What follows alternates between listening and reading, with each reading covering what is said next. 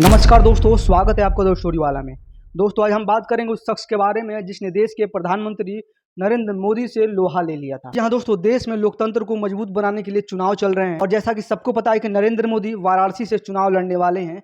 पिछली बार भी वहीं से लड़े थे और इस समय वहीं से सांसद हैं और देश के प्रधानमंत्री भी। पर असली खबर यह है कि कुछ दिन पहले ही श्याम रंगीला नाम के कॉमेडियन ने, जो नरेंद्र मोदी की मिमिक्री करने की वजह से फेमस हुए थे और जिनको एक अक्षय कुमार के शो से इसलिए निकाल दिया गया था क्योंकि उस समय उन्होंने नरेंद्र मोदी की मिमिक्री की थी, उन्होंने ऐलान कर दिया था वाराणसी से चुनाव लड़ने को लेकर। जी हाँ दोस्तों, पिछले कुछ दिनों से श्याम रंगीला काफी एक्टिव थे और उन्होंने ट्वीट करके बताया था, एक वीडियो बना के बताया था कि वो नरेंद्र मोदी के खिलाफ ही वाराणसी से चुनाव लड़ेंगे।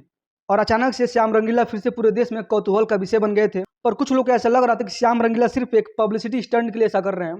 पर श्याम रंगीला जैसे ही ज़्यादा एक्टिव दिखने लगे ट्विटर पे, इंस्टाग्राम पे, और बार बार ये कहने लगे कि वो चुनाव लड़ेंगे और वो नामांकन भी करने वाले हैं, तब लोगों के अंदर उत्सुकता और बढ़ गई ये जानने को कि क्या वाकई ये लड़का चुनाव लड़ेगा नरेंद्र मोदी के खिलाफ कि नहीं। अब दिन आता है नामांकन का। देश के प्रधानमंत्री नरेंद्र मोदी ने वाराणसी से नामांकन कर दिया और उसके बाद नामांकन करने पहुंचे श्याम रंगीला, यानी वो शख्स जिसने नरेंद्र मोदी की मिमिक्री करके अपनी पहचान बनाई थी। पर जैसे ही 15 तारीख को इलेक्शन कमीशन के वेबसाइट पे वाराणसी से नामांकन भरे हुए व्यक्तियों की लिस्ट आई, उसमें श्याम रंगीला का नाम नहीं था। उनके आगे लिखा था रिजेक्टेड, यानी कि उनका नामांकन रद्द कर दिया गया है किसी कारणवश।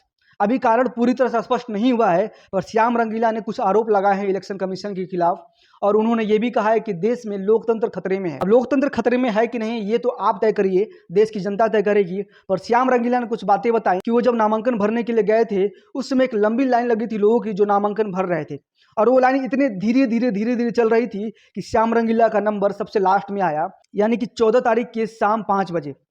श्याम रंगीला ने आरोप लगाया कि उनका नामांकन जैसे ही भरा गया उसके बाद से उनके नामांकन में एक एफिडेविट कम था और इलेक्शन कमीशन ने यह कहा कि आज रात तक आपको वो दस्तावेज जमा करने हैं। श्याम रंगीला ने आरोप लगाया कि उन्होंने दस्तावेज प्रस्तुत भी कर दिया था इलेक्शन कमीशन के खिलाफ, पर फिर भी उनका नामांकन रद्द हो गया।